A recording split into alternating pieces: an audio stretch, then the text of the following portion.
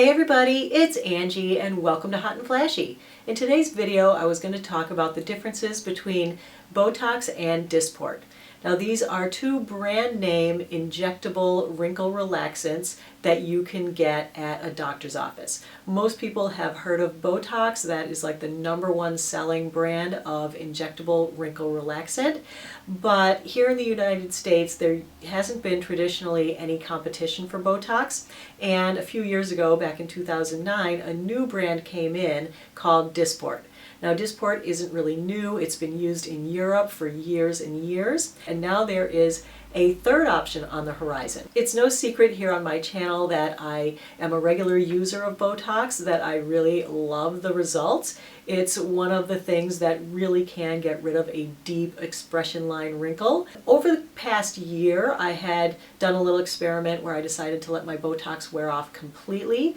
I actually wanted to have no injectables in my face, no fillers, no Botox, so that I could show you guys what the results were of my skincare without the interference of, injectables and in-office treatments. So I posted that video last fall or winter, I think it was. If you want to see that one, I'll put the link here because, I think that it did show that skincare can have an effect. It can work pretty well on aging skin, but I think that still it is the injectables or the in-office treatments that do the heavy lifting, especially when it comes to deeper wrinkles and sagging skin. So after going more than a year without my Botox, I was really ready to get it done again, especially for the prevention aspect. I thought, well, I haven't tried this Dysport stuff, so I want to give it a try. Some of the things that I had heard about Dysport were that it lasts longer than Botox, that it starts working faster than Botox, and that it spreads more than Botox.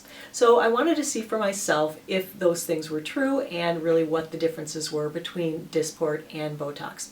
So historically when I've gotten Botox, I've gotten it right here in my 11s, and then I have them spread a little bit right up here to the center of my forehead.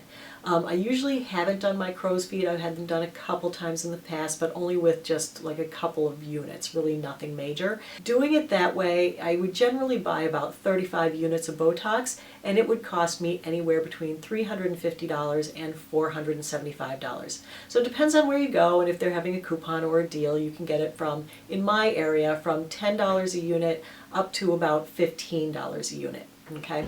And when I went in to get the Dysport, I found that it was pretty much the same. They were selling it by the unit, and it was the same price. So between $10 and $15 a unit, and it took about the same number of units to do the same treatment. So when I went in for the Dysport, I also had it done mainly in here, but had a little bit of it spread up into my forehead. I also had a tiny bit done in my crow's feet, but really not enough to make a difference. It was only 2 units on each side, so 2 units here and 2 units here.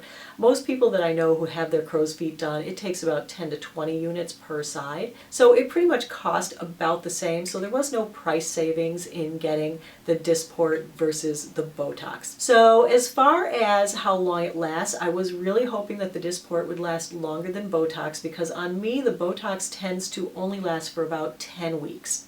And then it starts to dissipate. It's not completely gone until about the 4 to 5 month mark. So I got the Dysport put in exactly 10 weeks ago today. This is about the same time where the Botox would be starting to wear off. And I feel like, yeah, really examining this and really trying to move this, I can get a little bit of movement, and so this is starting to wear off as well. So for me, I would have to say that the amount of time that they last is about the same. So then the next point was, did it have a quicker onset? I feel like it did kind of kick in a little bit sooner. Going from no Botox to getting it done, it usually would take about 2 to 3 weeks for me to start seeing results. And with this, I felt like in about 7 to 10 days I was seeing results. Now the third thing is about the spread. And I think that is what I like most about Dysport versus Botox. That this does, because it is a smaller molecule, I guess it does tend to like spread a little bit further. And so I felt like with the Botox, wherever they would put it in, it would be right there, and then the muscles right next door would be fully active. With the Dysport, even though I had it done just in that same centralized area, it has spread and kind of diffused more nicely over here so that I don't get that hard line where I can lift these really hard. I can still lift them, but it's not like a hard lift where it's creating all these wrinkles. So from that standpoint, I gotta say, I do definitely prefer Dysport to Botox, and as I go forward getting it, I'm probably gonna continue with the Dysport. I feel like these two products, Botox and Dysport, are very, very similar. The injection had the same amount of pain, had the same amount of risk for bruising, whereas if your injector hits a vein, you're going to bruise. If they don't, you're most likely not going to bruise. It had the same look where I looked like I had been stung by an angry nest of hornets when I left the office, but within a couple of hours that was gone and I could go about my day. And so I am going to continue on with the Dysport. I just wanted to give you my feeling about the difference between Dysport and Botox in case you were interested in either of the injectables. Yes, they definitely do work, and they definitely do work well. They are expensive. They do wear off. You do have to get it done again. The main difference I see is that the Dysport does spread a little bit and just kind of soften the line between where the Botox is and where the Botox isn't.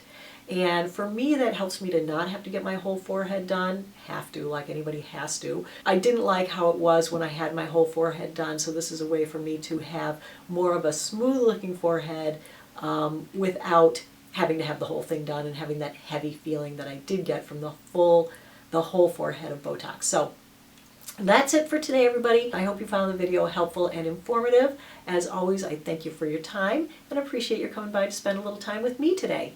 So take care, and I will see you in the next video. Bye-bye.